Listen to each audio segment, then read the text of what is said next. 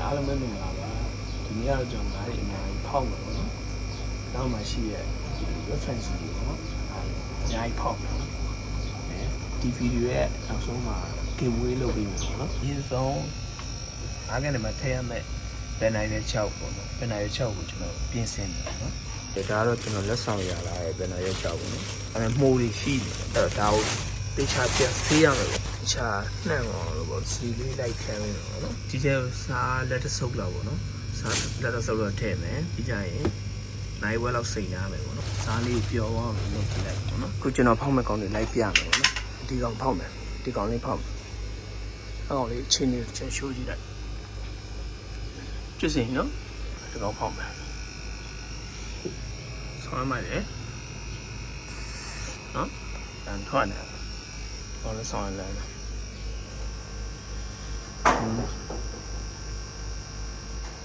ဒီကောင်အတိုက်ကို share လုပ်တာငါဝယ်ချင်တာပဲဖြစ်ဖြစ်ပါဖြစ်ကျွန်တော်ရဲ့ Telegram channel မှာလာဝယ်လို့ရတယ်ပေါ့နော်အဲ့ဒါကိုတော့ကျွန်တော် YouTube မှာ link ချတာပြီးပေါ့နော်ဒီကလိုရတာတော့အဲ့ဘန်နာရွက်ပေါ့ဘန်နာရွက်နဲ့ကျမ်းမာရေးကောင်းတဲ့ငါးတွေကိုရွေးချယ်တတ်ဖို့ပဲလုပ်ရပေါ့နော်ခုတော့ဘန်နာရွက်ကိုရေးစိတ်လာတာနိုင်ဝဲတော့ပြေးတော့မယ်ပေါ့နော်နိုင်ဝဲပြေးကန်ဒီဖြစ်နေပြီကျွန်တော်တေးသေးချာချာလေးပုတ်ပြီးတော့ဆေးထားရပေါ့နော်ဘာလို့လဲဆိုတော့မှုတွေကတ်နေလို့ပြီးကြကျွန်တော်နေလန်းပါပေါ့ဒါပေမဲ့အဆင်ပြေခြင်းမပြေပါဘာလို့လဲဆိုတော့နေရအခုတလောသိရတာမဟုတ်အဲ့ကြောင့်သူများရှက်တောင်းတာဘန်နာရွက်ပေါ့နော်ဒါပေမဲ့အဲ့ဘန်နာရွက်ကလည်းမှုတက်နေရဆိုတော့အစင်းတော့မပြေးဘူးပေါ့နော်ဒီမှာဆိုတွေ့လာတော့ဒီမှာမှုလေးတွေဒီမှာအားလေးပြောင်းလို့ကဲအခုကျွန်တော်အဲ့နဲ့လုံးနေနေဒါတွေ့ရပါနော်ဒါဆိုရင်ဘန်နာရွက်မလို့တော့ဒါဘန်နာရွက်အစားထိုးစီးစစ်လို့ပါပေါ့နော်စီးစစ်လို့ထိုင်းကနေပြီးတော့လာပါပေါ့နော်ဒါတွေ့တယ်ဒါနဲ့ဖောက်ရရပါနော်ခုတော့ငါးဖောက်ဖို့အတွက်ပုံးတွေဆေးပြသွားပြီပေါ့နော်အဲပုံးတွေကိုဒီမှာစီးမယ်ပေါ့လောလောဆယ်တော့6ဆုံပဲဖောက်လို့ရတယ်ပေါ့နော်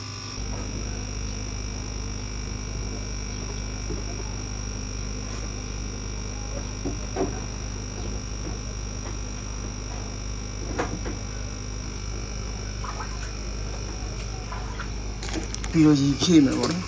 ရှီကိုလက်၄လုံး၅လုံး၄လုံးဝဲ၅လုံးတော့ဖြည့်မယ်ပေါ့နော်ဒီခုတော့လာ6ပုံဖောက်မယ်ပေါ့နော်6ဆုံပဲဖောက်လို့ရတယ်ဘာလို့လဲဆိုတော့ပုံက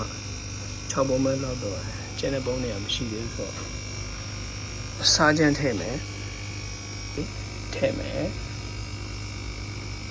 ဒီဘန်နာရဲ့အစားထိုးဒီကောင်စီစစ်ကိုတောင်းမယ်ပေါ့နော်ဘန်နာရဲ့ကဟိုမှာနေလန်းသားလုံးရှိသေးတယ်စီစစ်တောင်းမယ်ငယ်လိုအပ်နေတဲ့အချိန်မှာမှသူကရှက်တွေ့သွားပို့ပြီးတော့ဆင်ပြေသွားတာပေါ့စီစစ်ကအရင်တုံးလို့တော့မကောင်းနဲပေါ့နော်ဒီကချက်ချင်းကိုဝါသွားတယ်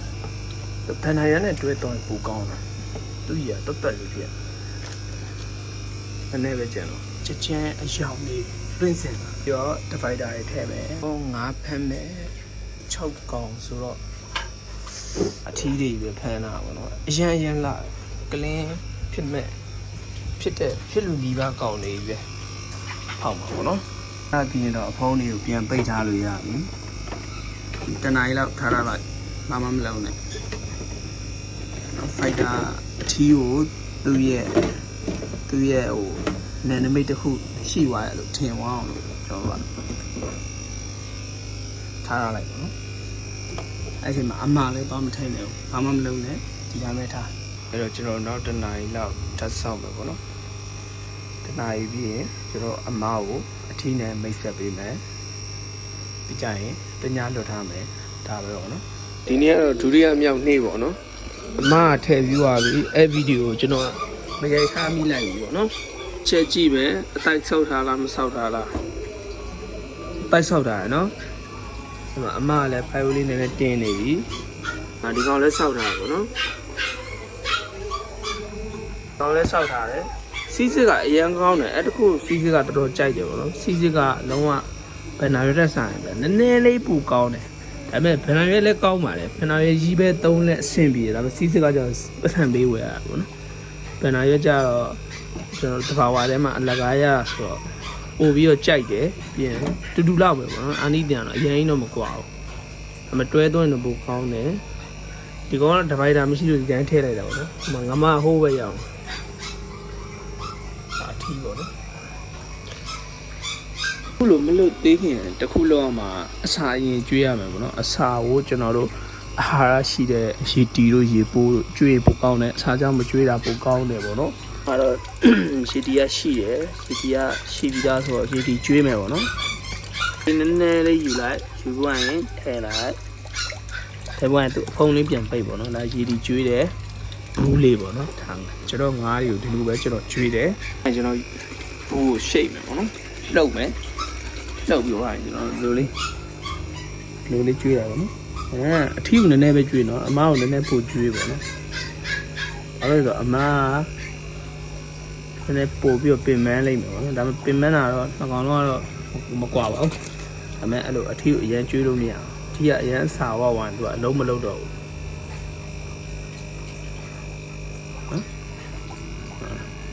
နည်းနည်းလေးမောက်ရနည်းနည်းလေးများလေးထည့်ပြရပါတော့အခုကျွန်တော်တို့လွတ်မယ်ပေါ့နော်လွတ်တော့မယ်ဆိုတော့တပိုင်သားလေးကိုဒီလိုလေးချလိုက်အောင်မယ်တခြားဖုံးပေါ့နော်ကြိုင်လောအောင်တော့တခြားပြန်ဖုံးအားလုံးပေါင်းအခုကနောက်တစ်နေ့ကူလို့ညနေအောင်စောင်းနေပြီပေါ့နော်အားလုံးပေါင်း6စုံပေါက်တာ3စုံပေါက်တယ်ဒီတစ်စုံရဲ့ဒီတစ်စုံရဲ့ဒီတစ်စုံကမပေါက်ဘူးဒီ3စုံကတော့ပေါက်တယ်ပေါ့နော်အဲ့တော့အမလေးတွေကတော့ထုတ်ပူသွားပြီဒီမှာကတော့ဒါအမလေးတွေတုတ်သွားထုတ်ပူသွားပြီအထီးကိုဒီထဲမှာဥနဲ့4နာရီလောက်ထားမယ်ပေါ့နော်ဒီကျရင်ဥတွေဆယ်ပြီးတော့ dry half အောင်ပေါ့နော်ဒီနေ့တော့ဒါကျွန်တော်ဥထုတ်ပြီးတော့2ရက်ကြာသွားပြီပေါ့နော်အခြေအနေလေးကျွန်တော်ရိုက်ပြပြီးတော့အခုမြင်နေရတဲ့ဒီအမဲဆန်ကတော့ဒါ5လေးတွေပေါ့နော်5ပေါက်လေးဖြစ်ပါတယ်ဒီကအခြေအနေကောင်းတယ်ပေါ့နော်ဒီကတော်တော်များတယ်တော်တော်များပြီနော်ဒီ dry half ကဒီကောင်ကတော်တော်အောင်တယ်ဒီကောင်တော့ဒီကောင်ကမတွေ့ဘူးဒီကောင်ကတော့အထီးကအလုံးမလုံးဘူးထင်တယ်သိပြီးတော့ဒါပေမဲ့တစ်ကောင်တော့တွေ့တယ်တစ်ကောင်နှစ်ကောင်တော့တွေ့တယ်ဗောနော်နည်းနည်းပဲတွေ့တယ်ဒီလိုလည်းနည်းနည်းများတယ်ဒါတော်တော်ရုပ်များတယ်ဒီကအကောင်ရှားချီရယ်ဗောနော်ဒီအုပ်ကဒီအုပ်ကတော့တော်တော်ဖြစ်ထွန်းသွားပြီဗောနော်ဝေးလို့ဝင်ပြောတာကဝေးစီးကန်းချက်လေးတွေရှိရယ်ဗောနော်ကဝေးစီးကန်းချက်ကဘာလဲဆိုတော့ကျွန်တော်ရဲ့ Telegram channel ကိုsubscribe လုပ်ပေးထားတယ်ပေါ့နော်ဆိုတော့အဲ့ဒါကို link ချပေးထားမယ်ဒီ fighter တွေက2ကောင်ပေါ့နော်2ကောင်မဲဟောက်ပြီးမယ်ပြန်5စာလဲ2ယောက်စာကျွန်တော်မဲဟောက်ပြီးပါပေါ့နော်ကျွန်တော်5တွေပါရဝယ်ကြည့်ရင်လဲ